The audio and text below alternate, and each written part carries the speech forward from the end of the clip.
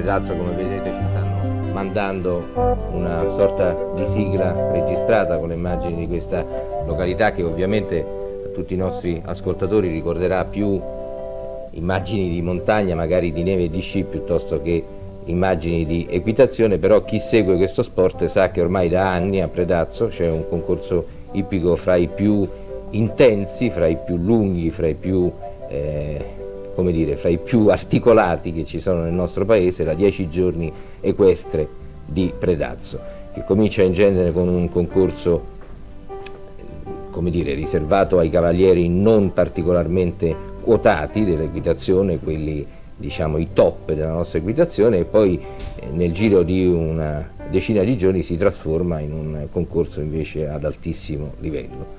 Bellissime queste immagini che vedete girate proprio al vertice, immediatamente sopra del campo del concorso, dove in questo momento credo che ci sia una pausa dopo il termine della prima manche.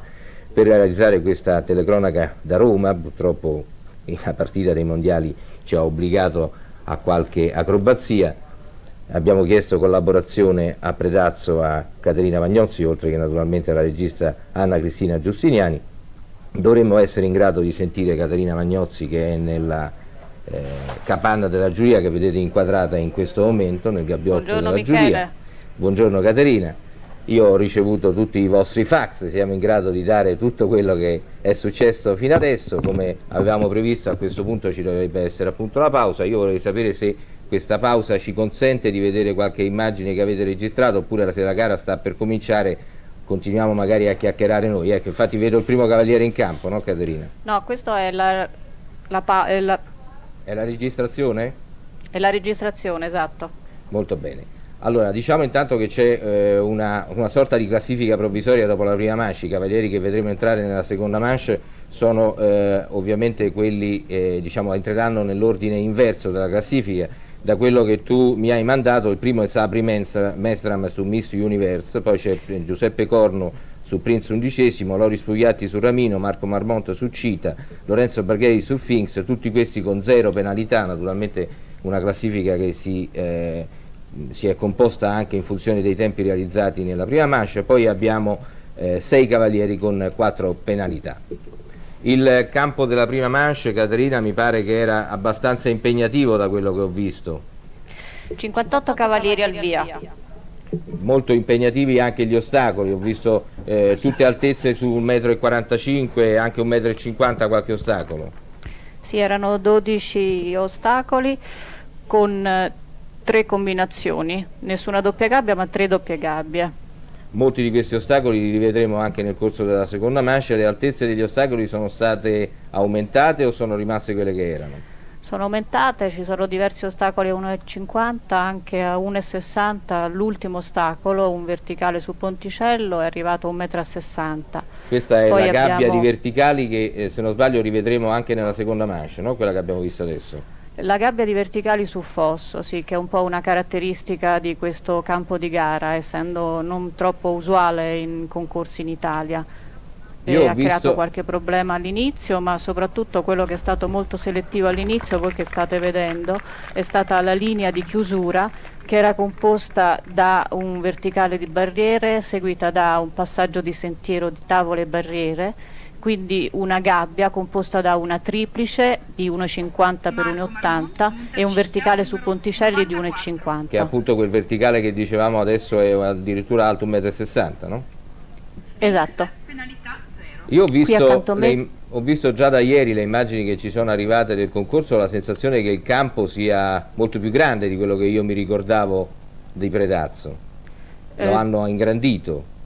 Sì, sembra che ci sono state delle modifiche allargate. Intanto volevo segnalarvi che il cavaliere in campo è Lorenzo Braghieri con Finks ed è stato praticamente il primo cavaliere che ha realizzato un netto nella prova base. Lorenzo Braghieri, se non vado errato, è un cavaliere torinese. Mi correggo, scusami, è Marmont con Cita. Questo è Marco Marmont. Marco Marmont lombardo, allievo di Peppino Moretti, se non sbaglio. Comunque ti volevo dire, Michele, che qui accanto a me c'è Vittorio Orlandi. Cavaliere, buongiorno, benvenuto fra noi, siamo contentissimi di averla come nostro ospite. Vorremmo anche noi averla qui con noi. E il dottor Travaglia dell'azienda di turismo di Predazzo. I mondiali di calcio ce lo impediscono di muoverci. Ai, queste preferenze. D'altra parte credo che anche lei stasera guarderà la partita, no Cavaliere? Perché sono italiano, non per la passione del calcio, perché la mia passione è l'equitazione, ma per l'Italia sì, bisogna farlo. Lo sappiamo bene.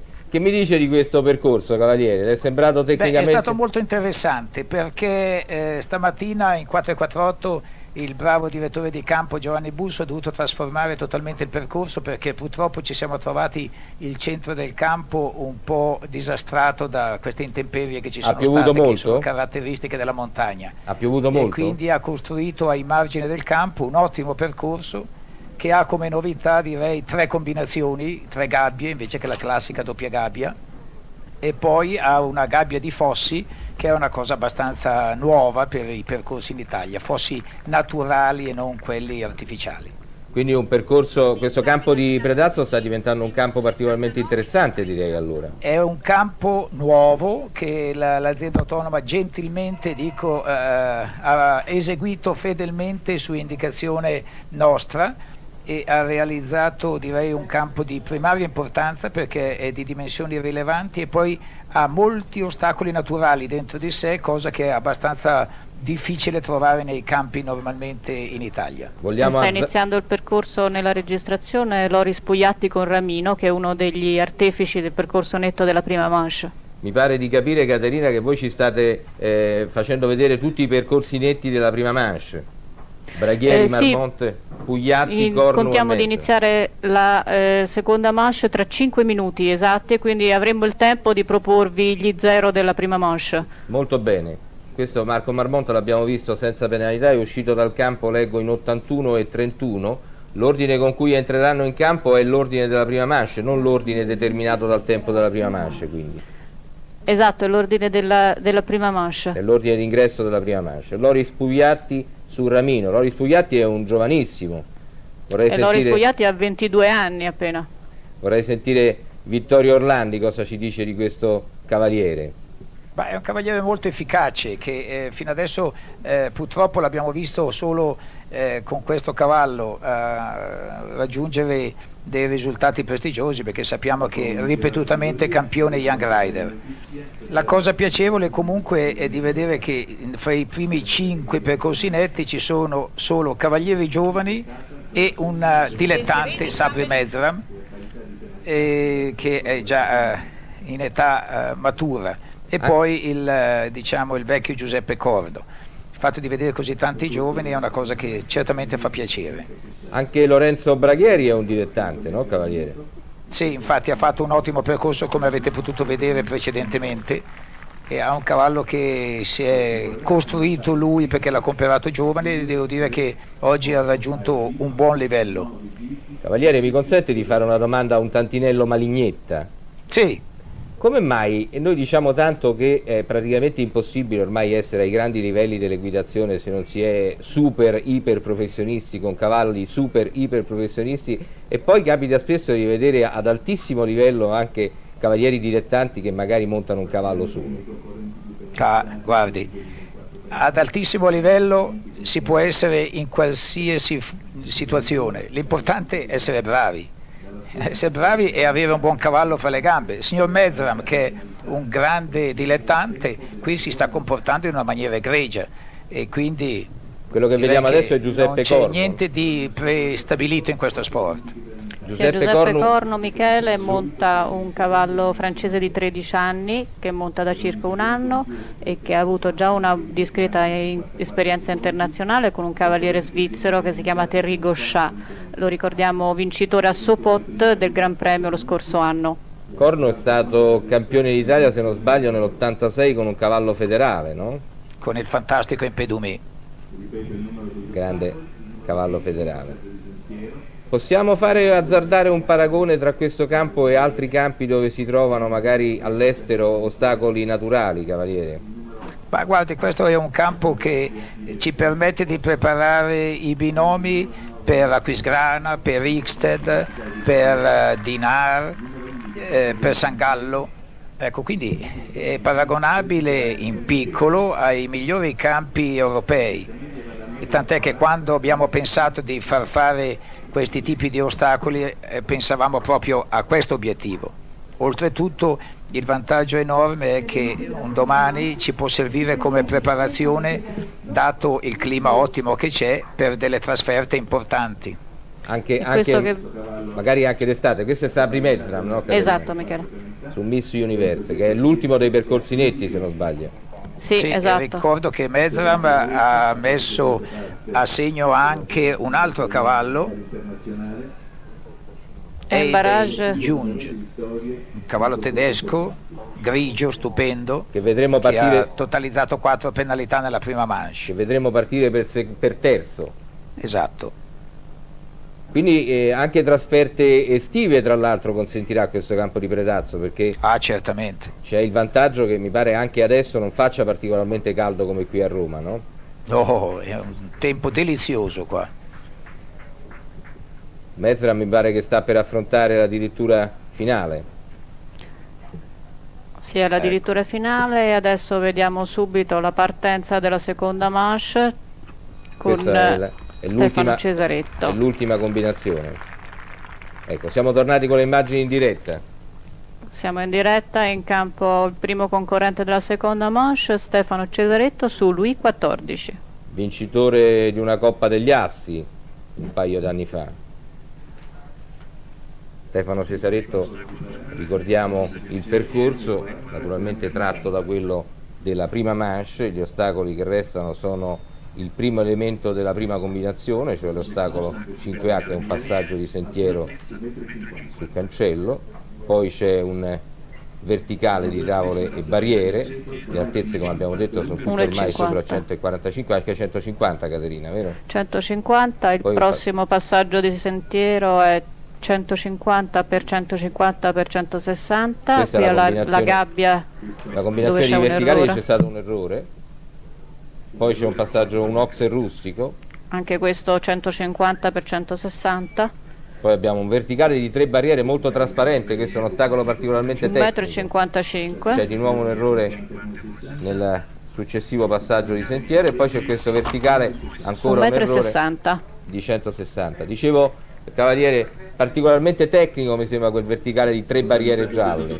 Sì, è una linea molto interessante quella, perché richiede una concentrazione notevole, poi il cavallo bisogna che sia molto presente, dato la difficoltà, perché la tavola è molto delicata, il verticale giallo è già di una certa entità, e avviene esattamente dopo una inversione di marcia e alla fine del percorso, quando oramai il cavallo può essere anche stanco. Questa è Emanuela Bedini, che monta Desirée di San Benedetto, che è la figlia dell'ingegner Bedini, ex vicepresidente della federazione.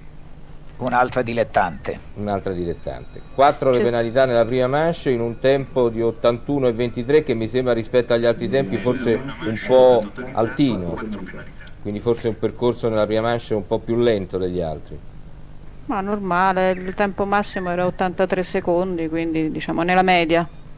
Devi considerare che queste 4 penalità sono state selezionate in base ai tempi. Cioè sono entrati i cavalli con 4 penalità e con i migliori tempi. Quindi sono comunque più veloci degli altri, quindi. Esatto. Questo è il secondo ostacolo, abbiamo detto un verticale di tavole e barriere, poi abbiamo di nuovo un passaggio di sentiero, e questa adesso dovrebbe essere la combinazione dei 2 verticali. Anche questo mi sembra un passaggio particolarmente tecnico, Cavaliere Orlandi, o sbaglio? Sì, indubbiamente, perché i verticali sono posti, il primo dopo il fosso e il secondo prima del fosso. Tanto abbiamo visto un errore. Sì, che è molto delicato quell'oxer in linea, e adesso viene l'altra parte del percorso molto delicato. Bene, però, molto bene questi 2 ostacoli. Adesso vediamo il... Sì, è particolarmente in forma la cavalla della signorina Bedini. Quindi ci sono 2 errori per Manuela Bedini, quindi 8 penalità. C'è molta gente anche. Evidentemente il pubblico, la gente che sta in questo periodo in vacanza ha accolto molto bene questa proposta equestre estiva. Questo è Sabri Mezzana, come avevamo detto, su Heide Jung. Dunque Manuela Bedini ha concluso con un totale di 12 penalità. Allora mi ero perso un errore. Sì. No, 8 più 4 del precedente complessive percorso. dopo le 2 manche. Esatto. Certamente, sì, non avevo considerato le penalità della prima manche. Mentre Cesaretto è a quota 16. Soggetto esteticamente rilevante, direi, questo. Sì, è stupendo, e poi ha una regolarità nell'andatura e nel salto che è veramente di primo ordine. Anche se devo dire, in questi giorni un soggetto che veramente mi ha colpito moltissimo è questo Action che abbiamo visto a Venezia nel dressage, il cavallo dell'ungherese Dallos. Me lo ha ricordato perché il mantello è sempre un grigio come questo, ma di una bellezza veramente strepitosa. Comunque anche questo è molto bello, molto elegante anche nel salto, mi pare, vero cavaliere? Sì, molto elegante e direi molto corretto nel salto. È quello che in effetti un buon cavallo dovrebbe fare. Questa è la combinazione di tavole verticali con una barriera come altezza, come massimo d'altezza. Perché dobbiamo dire agli ascoltatori che il cavallo, per essere corretto quando salta, deve fare un arco sopra la parabola del salto. È molto importante anche l'incollatura nel salto, no? Certamente. C'è un errore purtroppo proprio sull'ultimo ostacolo, quindi 4 più 4 dovrebbero essere 8 complessive le penalità di Mesra. Tanto la regista Anna Cristina Giustiniani ci sta facendo rivedere a replay il rallenti del salto finale. Adesso dovrebbe entrare uno dei grandi dell'equitazione italiana, Filippo Moyerson sull'ora piana Duster. Filippo Moyerson, forse qualcuno dalla sua presenza lì a Predazzo si aspettava qualcosa di più che un 4, ma il cavallo penso che sia abbastanza nuovo per lui, no? Sì, assolutamente una nuova copiata, perché Moyerson tutti lo ricordano col suo grigio stupendo Dugano, che anche purtroppo è infortunato da lungo tempo. Stavo vedendo anche questo Morello, mi sembra di una bellezza notevole. Sì, è uno stallone che ha già effettuato delle buone gare con Luca Carini e che recentemente ha cominciato a montare Moyerson. È un cavallo positivo, che deve essere di 9 migliorato, anni. ma è Irlandese di 9 positivo. anni, Caterina, ho sentito bene? Sì. È un Morello vero o è un baio molto scuro? Che da qui non... No, è Morello questo. Beh, anche questo è un soggetto estremamente piacevole a vedersi.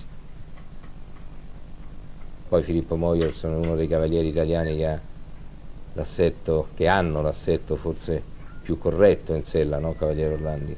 Sì, beh, indubbiamente è un cavaliere che piace molto in quanto è sempre alla ricerca della perfezione. Caterina, parliamo un attimo di questi Gran Premi d'Italia. Siamo arrivati, se non sbaglio, alla terza prova, no? Abbiamo avuto il primo di quest'anno a Cervia, vinto da... C'è un errore, abbiamo visto sul rustico. C'era forse un errore anche sul verticale precedente, non si è capito bene, perché ho visto una barriera giù, ma... Purtroppo il cavallo si colloca un po' troppo distante dai salti e quindi appiattisce la parabola. Passato bene il verticale di 1,60 m. Il cavaliere, per assicurarsi il verticale precedente, accorcia un po' troppo la parabola. Quindi sono 8 le penalità nella seconda manche e 12 nel totale, ho capito bene? Esatto, sì. Dicevamo la terza prova dei Gran Premi d'Italia, Caterina. La prima a Cervia. A Cervia, poi a Roma nella inconsueta cornice di Piazza di Siena, inconsueta per un nazionale, vinta sempre da Rioldi, e poi a Ninfa. Quindi siamo alla quarta adesso, non alla terza. La quarta. Me ne ero dimenticata una. Sì. Successione quest'anno quale dovrebbe essere? Dopo il Gran Premio di Predazzo? Puntala agli inizi di settembre, e quindi la finale di questi campionati italiani dal 20 al 23 ottobre alla Bagnaia presso Siena. Una diciamo una rivalità inconsueta per la finale dei campionati italiani. Sì, confermata da vari internazionali ospitati nel migliore dei modi, ma inconsueta per i campionati italiani.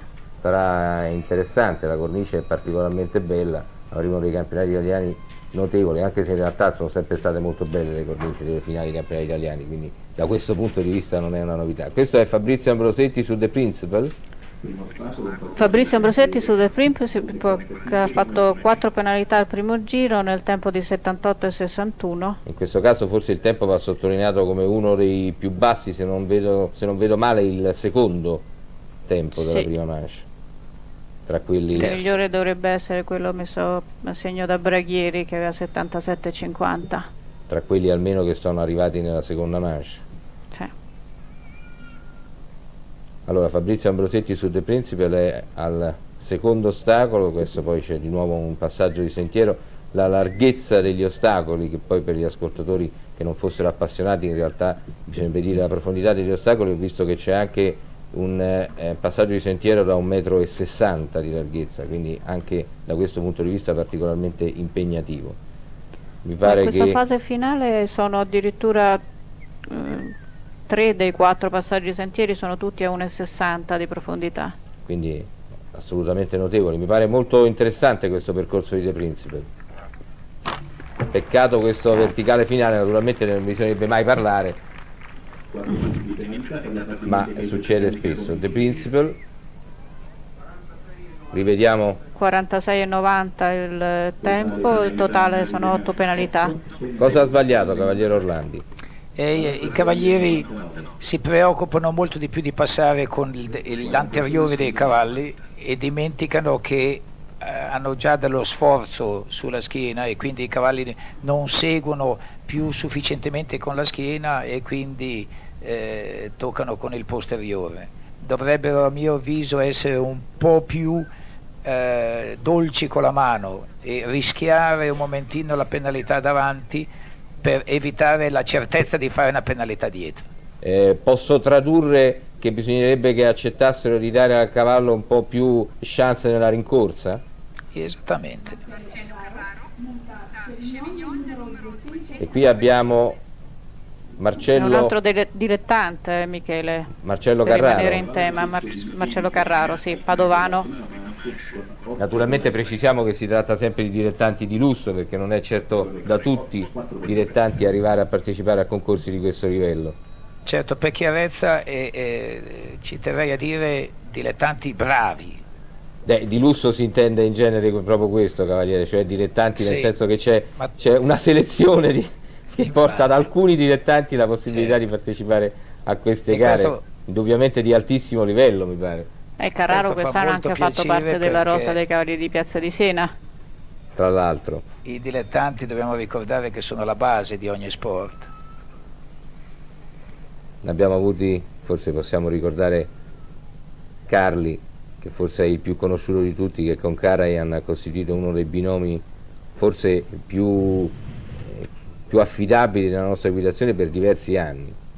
Marcello Carraro su Chevignon, non ho visto se è caduta la barriera del primo ostacolo, la seconda sì. Ha fatto 8 penalità.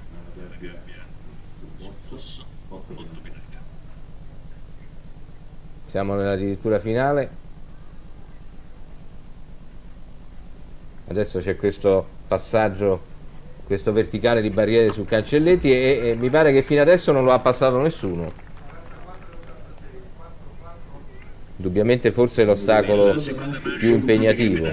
Lo rivediamo? No, rivediamo la combinazione. La barriera era caduta poi, la combinazione di verticali è caduta anche la seconda, quindi se non vado errato ci dovrebbero essere 4 più 12, 16 penalità complessive. In totale sono 16 penalità con un tempo di 44,86 nella seconda manche. Perché c'è una cosa che non va dimenticata, che siamo anche a 1000 metri di altezza e quindi i glielo stavo per chiedere, risentono. Cavaliere, per i cavalli l'altitudine è un problema? No, certamente, come lo è d'altronde anche per noi. Ricordiamoci che quando ci sono state le Olimpiadi del Messico è stata una fortissima preoccupazione questa. Il cavallo ne risente quanto a ossigenazione? Esattamente. Poi mi ricordo un concorso a Predazzo, un'altra cosa che infastidiva molto i cavalli sono i repentini cambi di tempo, che in montagna sono tipici, ma al cavallo mi pare che diano spesso molto fastidio. Sì, sì, certamente. Giorgio Nuti che monta Romeo de Manceau? Romeo de Manceau, sì. Anche questo è un binomio... Vecchio cavallo del dottor Rifeser. Ma come binomio mi pare abbastanza nuovo però. Assolutamente nuovo. Hai avuto modo, Caterina, di chiedere a Giorgio che pensa di questo cavallo? No, francamente no. È un cavallo... È un cavallo... era molto soddisfatto. Non più giovane come cavallo però. No, è un cavallo mestierante. Ho sentito che diceva un collega che forse era un po' intimorito, che doveva montarlo con un pochino più di cuore. Questo quando è sceso dopo la prima moscia. Cioè, un po' meno poi è strano, Giorgio non è in genere un cavaliere prudente, insomma, quindi... No, però questo è un cavallo che ha fatto molte fermate e quindi Giorgio sta molto attento a controllare ogni situazione. C'è stato un errore al passare all'Oxer rustico, c'è un errore anche a questo largo. Vediamo se Giorgio riesce a passare questo verticale finale. Ce l'ha fatta. Mi pare che ha seguito esattamente le indicazioni che aveva dato poco fa Orlandi, cioè l'ha preso con un pochino più di coraggio. Sì, si è preoccupato sia di passare il davanti che poi di assecondare con la mano la basculata del cavallo per permettere di passare correttamente il posteriore. Siamo a 12 penalità complessive, se ho visto bene. Intanto lo rivediamo. Sì. In questo momento il migliore è Fabrizio Ambrosetti, che ha chiuso con un totale di 8 penalità e il suo tempo è 46,90. Conta ai fini della classifica il tempo della seconda manche, quindi non il tempo della prima manche. Il tempo della seconda, sì. E adesso proprio Lorenzo Braghieri, di cui abbiamo visto il primo percorso e di cui abbiamo anche parlato. Questo Finks è un soggetto già visto, mi pare, in altri concorsi a questo livello. Lorenzo Braghieri, torinese.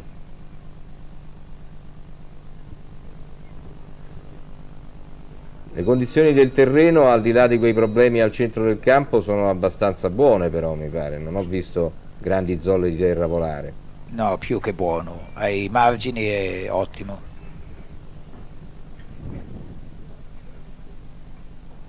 C'è soddisfazione lì a Predazzo per come sono andati, per come è andata questa 10 giorni di quest'anno? Mi pare che se ne è parlato parecchio, quindi ma credo che su questo ti potremmo far parlare con il dottor Travaglia, che è qui vicino a noi e al quale passo un attimo la mia cuffia. Molto volentieri. Dottor Travaglia, mi sente adesso? Sì, la sento bene. Dicevo, c'è soddisfazione suppongo per come è andata questa 10 giorni di quest'anno, insomma. Mi pare che tra l'altro ospitare un Gran Premio d'Italia anche per voi sia una cosa interessante. Sì, rappresenta un traguardo sicuramente prestigioso che ci siamo proposti. C'è stato un errore di Braghieri intanto all'Oxer rustico. Cioè, anche perché noi ci proponiamo di raggiungere degli obiettivi, dei piccoli passi di miglioramento e di qualità della nostra manifestazione. E anche Braghieri non è riuscito a superare il verticale finale. Sì, accennava prima anche il cavaliere Orlandi che tra l'altro questo vostro campo di gara sta diventando particolarmente interessante perché siete riusciti ad adeguarlo anche a campi molto importanti all'estero come Aquisgrana, Ixter, eccetera, quindi suppongo che se ne parlerà spesso di questo vostro campo a Predazzo. In effetti l'amministrazione comunale nel costruirlo ha seguito passo passo quello che erano le indicazioni dei tecnici federali e di alcuni consiglieri particolarmente esperti nel settore. Poi l'ambientazione che adesso Anna Cristina ci mostra con le sue telecamere è sicuramente eccezionale, quindi certamente sarà piacevole venire ad assistere ai concorsi che voi organizzerete l'estate. Io mi auguro che sia sempre così anche nei prossimi anni. Abbiamo degli obiettivi altrettanto ambiziosi di quelli che ci hanno condotto fino a questo momento. Io la ringrazio, dottor Travaglia. Grazie a lei. Intanto vediamo che è entrato in campo Marco Marmonzo, Cita, e il secondo dei percorsi netti nella prima manche. Braghieri aveva chiuso la prima manche nel tempo di 77,50, Marmont nel tempo di 81,81. Però, come avete visto, Braghieri purtroppo non è riuscito a concludere in modo particolarmente brillante il secondo percorso, per cui a questo punto almeno sulla carta ci sono buone probabilità che tra i prossimi 4 che entreranno in campo, tutti e 4 a 0 penalità nella prima manche, ci sia quello che si porta via questo Gran Premio di Predazzo. Marco Marmont Succita al primo ostacolo. Sono 8, Caterina, se non sbaglio, le penalità di Braghieri nella seconda manche. Sì, 8 penalità con il tempo di 48 e 42. Quindi è ancora in testa? È ancora in testa Ambrosetti. Ambrosetti. Vediamo se Marmont riesce a rubargli il primo posto nella classifica provvisoria. È un assetto Cavaliere Orlandi un po'... abbiamo visto un errore anche di Marmont su questo. Mi pare di capire che gli ostacoli più difficili sono l'Oxer rustico e il verticale finale, oltre a quelle 3 barriere lì, vero Cavaliere Orlandi? Sì. Dicevo, è un assetto un po' poco italiano quello di Marmont a cavallo, o mi sbaglio? Sì, è molto seduto, forse anche esageratamente seduto, in ogni circostanza è sempre seduto. Anche per lui sono 8 le penalità nella seconda manche, mi pare. Il tempo è 49,50, quindi continua a essere Ambrosetti il leader di questa prova provvisoria. Quell'Oxer rustico è un ostacolo, perché non sembra così difficile a vederlo, Cavaliere, come mai è tanto sbagliato? Ma è delicato, prima di tutto perché viene via da quella gabbia di verticali dove i cavalieri si preoccupano di passare il davanti del cavallo, e poi viene quell'Oxer che di una certa importanza è in discesa, il terreno è un po' obliquo e i cavalli un po' per la stanchezza, un po' perché il cavaliere ha esagerato nel regolare il davanti, non lo coprono più volentieri. Quindi ci sono anche dei dislivelli nel campo? È un campo pieno di dislivelli, questa è una caratteristica interessante. E questa è un po' una novità per i campi italiani, no? Assoluta. Loris Pugliatti su Ramino, anche lui 0 penalità naturalmente della prima manche, nel tempo di 80 secondi nella prima manche. Anche lui anche soltanto con un solo errore passerebbe in testa alla classifica provvisoria, ancora di più se riuscisse a compiere il secondo percorso netto di questa sua performance nel Gran Premio d'Italia. Loris Pugliatti, l'abbiamo già detto, da poco ex Young Rider, giovanissimo, 22 anni. Tant'è che è tuttora campione italiano in carica. È uscito quest'anno dalla categoria degli Young Riders. Questo è il primo anno che non potrà tentare di continuare a tenersi il titolo. Un affiatamento notevolissimo, sono diversi anni, c'è un errore anche qui. Non bisogna assolutamente parlare di cavalli e cavalieri. Come uno dice qualcosa di buono, commettono qualche errore. Questa è la solita combinazione di verticali. Da un'altra angolatura molto interessante, tra l'altro si vede molto bene. Questo è come al solito l'Oxer rustico dove c'è l'errore, e questa è la dirittura finale con questo verticale di 3 barriere che sembrava molto tecnico. Qui c'è l'errore invece sul largo di tavole e barriere, e poi c'è questo terribile, ma in questo caso non sbagliato, ostacolo. Quindi 4 le penalità di Pugliatti. No, sono 3 errori per un totale di... Ne ho contati pochi, sì. 12 penalità, quindi 12 nel totale, e il tempo 48,10. Quindi comunque non sarebbe riuscito a superare il tempo di Ambrosetti, sì. No. Giuseppe Corno, che adesso si tratta di vedere se prevale l'esperienza. Corno ce n'ha sicuramente di più. Una previsione, Cavaliere Orlandi, conta l'esperienza? Questo secondo me è il vincitore. Conta l'esperienza, quindi?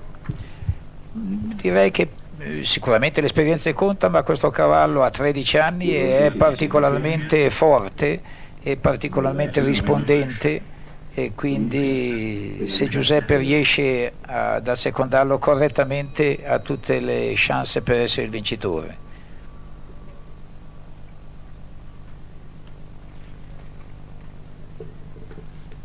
Vediamo che cosa sa fare Giuseppe Corno, ricordiamo ex carabiniere, quando vinse il campionato italiano nell'86 era ancora nell'Arma.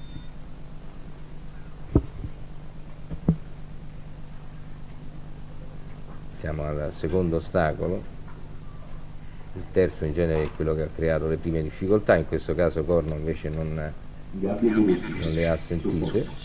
Siamo all'unica combinazione rimasta, quella dei due verticali su fosso, e questo è l'ostacolo molto buono, però si è visto l'impegno con cui l'ha passato, vero Cavaliere? Sì, il cavallo sta rispondendo molto bene, se Giuseppe non esagera dovrebbe essere il vincitore. Ah, peccato, anche lui non è detto un errore. Si è giocato, ha esagerato a richiedere delle galoppate inutili, e il tempo? Poteva rischiare di fare il netto e stop. Nelle due manche 8 penalità. Il tempo? Che ci dite del tempo? 45-91, quindi è comunque in testa, ma poteva essere in testa con 4 penalità. Con 4 penalità. Forse sono stati troppi buchi in campo, Cavaliere Orlando. Nel caso specifico di Corno trovo che inutilmente ha fatto delle galoppate prima del fosso, tagliando un po' le gambe del cavallo. Per gli altri trovo che gli sforzi li hanno pagati un po'. Adesso abbiamo Sabri Mestram che monta Miss Universe, l'ultimo dei binomi che partecipano a questa seconda manche del Gran Premio di Predaz. Questa è un'ottima cavalla che ha vinto i campionati europei Young Rider con l'Olanda. C'è un errore al secondo ostacolo, peccato, un ostacolo anche al terzo. Ha compromesso la sua prestazione con questa successione di ostacoli. Vediamo se riesce a concludere senza fare altri errori, però il tempo credo che sia ormai, con quella lunga girata dopo l'errore, abbastanza compromesso.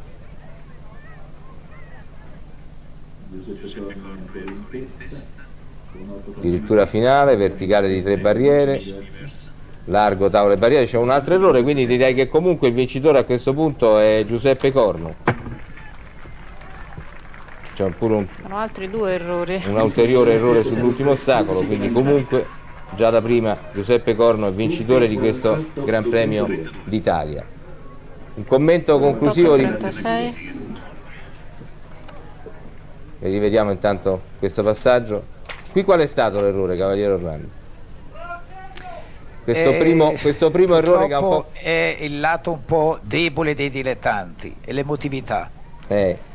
Perché il pensare di vincere contro i professionisti è un qualche cosa che bene o male emoziona. La solita paura il fatto di gareggiare poco, questo controllo di se stessi lascia un po' desiderare. La solita paura di vincere di cui ogni tanto si parla? Purtroppo sì.